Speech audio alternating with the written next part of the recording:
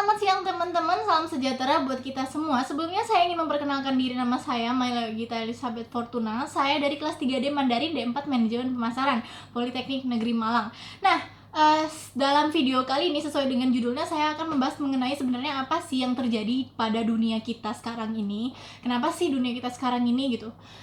Jadi saya akan membahas pertama-tama mengenai virus COVID-19. Seperti yang kita juga semua sudah tahu, virus ini berasal dari kota Wuhan dan penyebarannya itu juga cukup lumayan cepat, karena saat menyebar di kota Wuhan itu sendiri dia langsung menyebar ke kota-kota di hampir seluruh negara Cina. Bahkan sekarang juga sudah di hampir seluruh dunia sedang mengalami wabah virus ini. Nah, sebenarnya penyebabnya sendiri itu dikarenakan oleh virus-virus dari hewan yang mungkin tidak bersih gitu. Jadi dapat menyebabkan virus itu masuk sendiri gitu ke tubuh kita sebagai manusia, lalu disebarkan melalui, bahkan dari yang seperti awalnya kita tahu virus itu berasal dari hewan ke manusia, bahkan sekarang juga virus itu ternyata juga bisa disebarkan oleh manusia ke manusia. Nah, maka dari itu sekarang ini kita sedang mengadakan program pemerintah, yaitu social distancing untuk hashtag di rumah aja ya, kalian pasti juga tahu. Jadi untuk kuliah, perkantoran, pekerjaan juga itu akan lebih baik dilakukan dari rumah, karena memang program pemerintah seperti itu untuk pencegahan yang lebih lanjut. Nah, sebenarnya apa sih yang mau saya omongin, yang mau saya bicarakan itu adalah saya ingin membahas bagaimana situasi pasar sebelum dan sesudah, dan bagaimana cara kita menyikapi dunia perbisnisan pada situasi seperti sekarang ini. Jadi sebelum ada virus ini sendiri, sebenarnya dunia perbisnisan dalam sistem dagang itu sangat landai dan aman-aman saja. Namun setelah masih bisa dikondisikan lah. Namun setelah adanya virus ini, yang saya lihat yaitu seperti ini, saya mengambil dari pengalaman yang saya tahu, pengalaman secara nyata yang saya dapat lihat, banyaknya karyawan yang di PHK karena ya itu tadi, mengikuti sistem pemerintah yaitu social distancing, untuk tidak kemana-mana, untuk di rumah saja. Jadi otomatis saat tidak ada orang, yaitu calon konsumen sendiri, buat apa toko buka gitu kan. Nah, jadi banyak karyawan yang di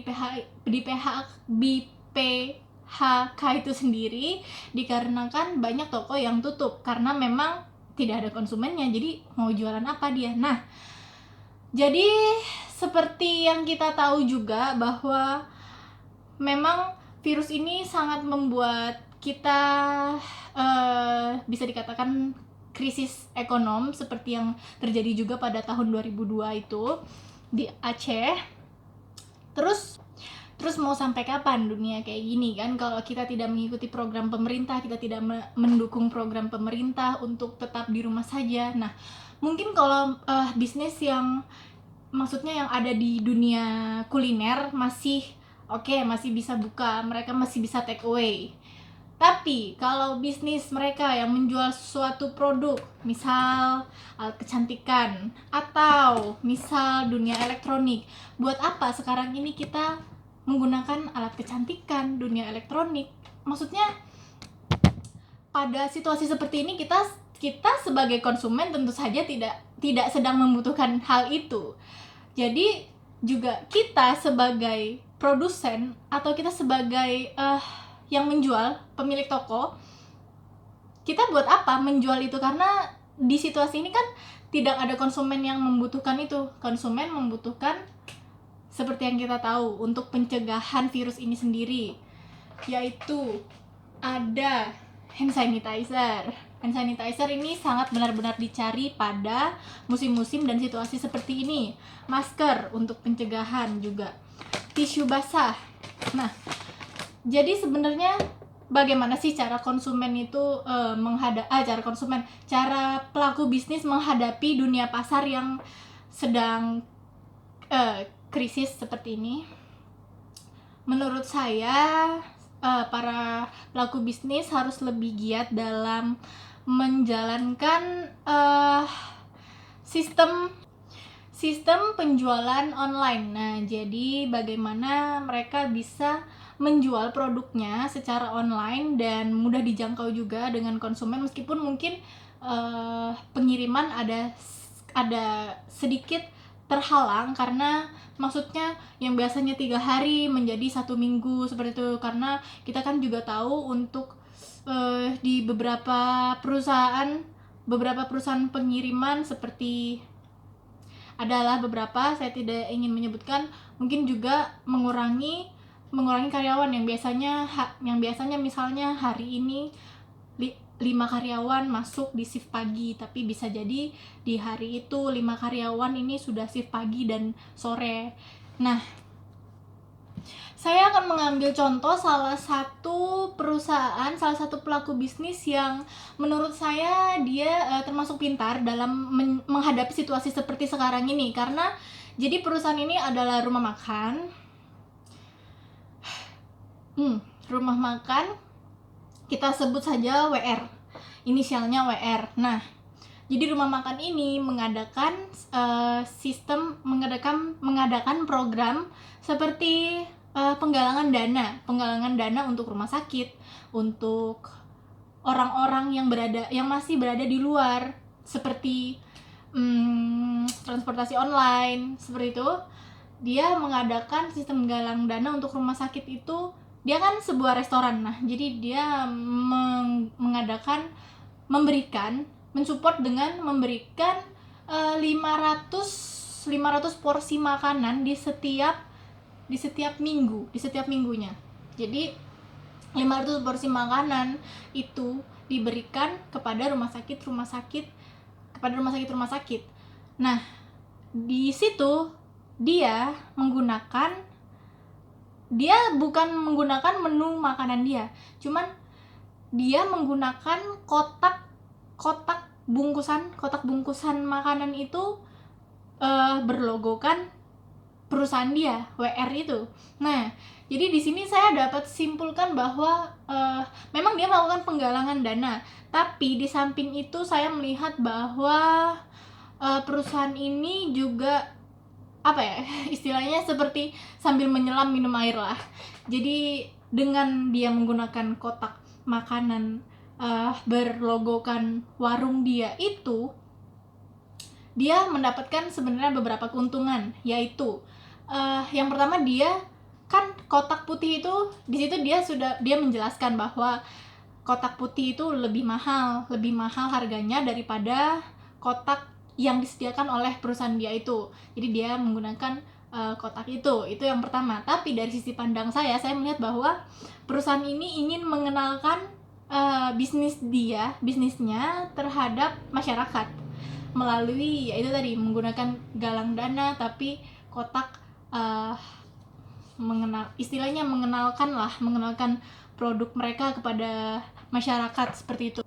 Nah, yang dapat saya ambil, jadi tidak semua orang-orang berbondong-bondong menjual masker, hand sanitizer, malah meninggikan harga tersebut, yang menurut saya itu bahkan di luar negeri saja itu ada yang digratiskan gitu karena untuk pengobatan sendiri, tapi di Indonesia malah mengambil keuntungan. Sebenarnya itu tidak bukan saat yang pas, bukan saat yang tepat untuk mengambil keuntungan seperti itu. Nah, tapi yang saya lihat untuk perusahaan ini benar-benar kayak mereka menggalang dana, mereka membantu untuk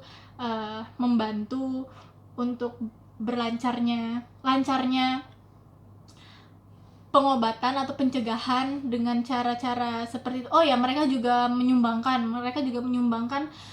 desinfektan, hand sanitizer, masker ke rumah sakit juga gitu. Jadi tidak cuman hanya makanan, tapi tetap di makanan itu kotaknya itu kotak logo mereka. Jadi menurut saya kalau konsumen yang benar-benar pandai, benar-benar tidak memanfaatkan situasi, saya lebih memprefer ke perusahaan yang bisa mengambil keuntungan tanpa merugikan orang lain, seperti tadi perusahaan yang sudah saya jelaskan.